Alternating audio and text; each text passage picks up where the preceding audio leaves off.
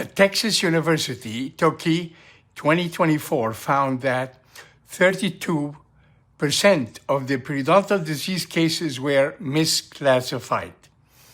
In Iowa, Ashley Daniels 2020 reported that clinical examination alone missed 31% of interproximal posterior caries in children.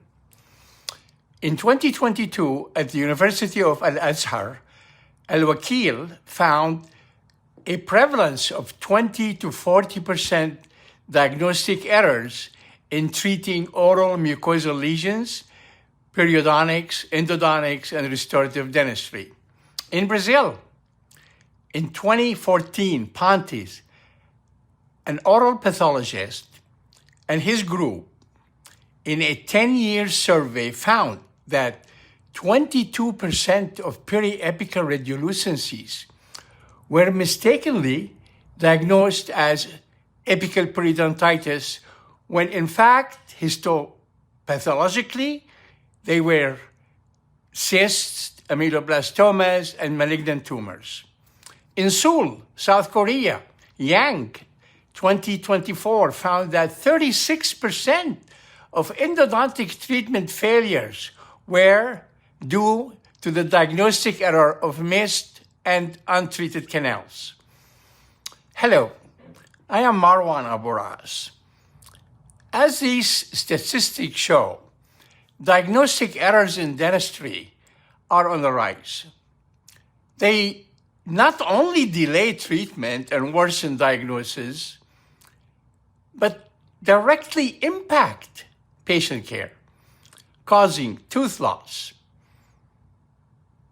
increased health care costs, leading to unnecessary treatment and resulting in malpractice suits.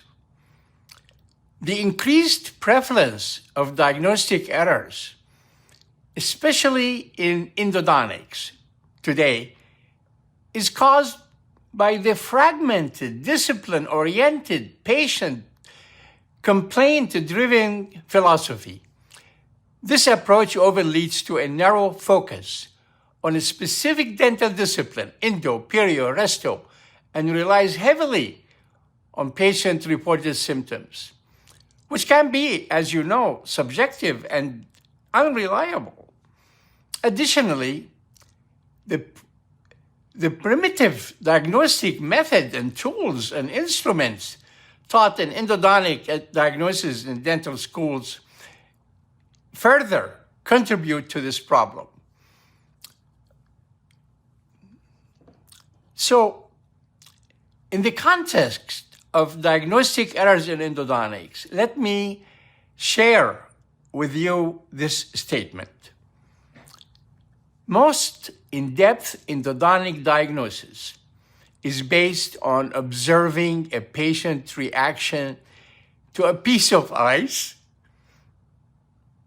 a piece of melted rubber, gutta percha, or an electric zap or shock. The complexity of human response, as you know, to disease and injury contradict these inadequate techniques. The testing and attitude towards the dental pulp and periapical tissue is simplistic, casual, fraught with myth and fallacies. My friends, this statement was the introduction of an article on the diagnostic problem in endodontics I authored 43 years ago in the scientific issue of the Alpha Omegan Journal, AO, volume 75, fall 1982. 1982. And that's when I introduced my classification of the 4R, pulp, periapical, and periodontal classification of disease. So later on, during my tenure at the University of Southern California, we used that 1982 classification in teaching and practice.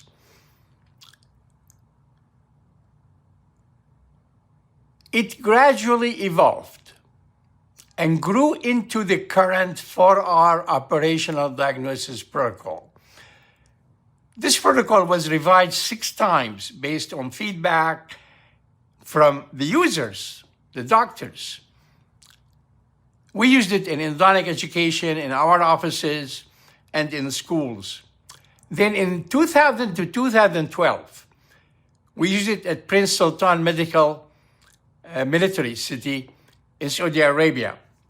And since 2012, the protocol, I've been using it in my international continuing education and private practice groups training.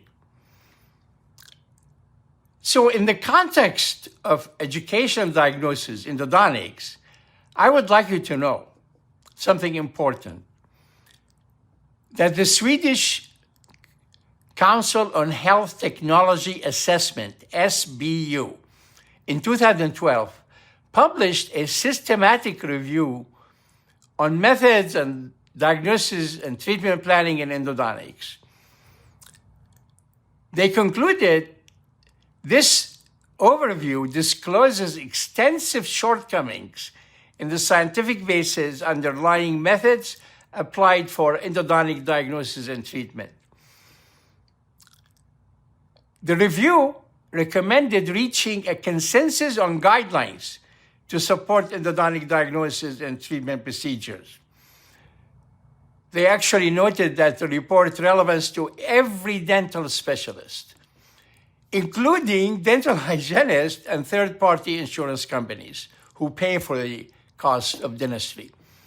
I firmly believe that the 4ROD protocol is what the SBU has recommended.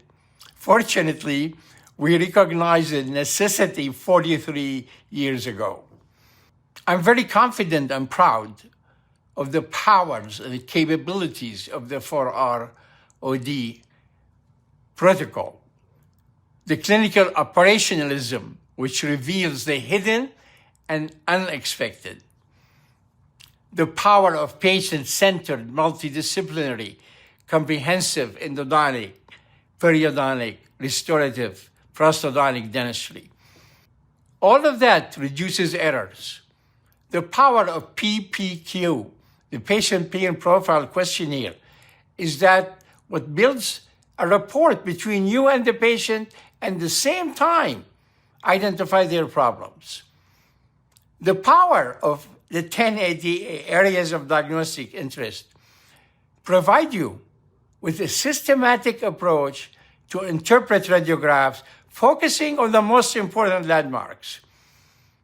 And that prevents radiographic errors. Generally speaking, the protocol reduces errors, assures uniformity and standardization, improves communication.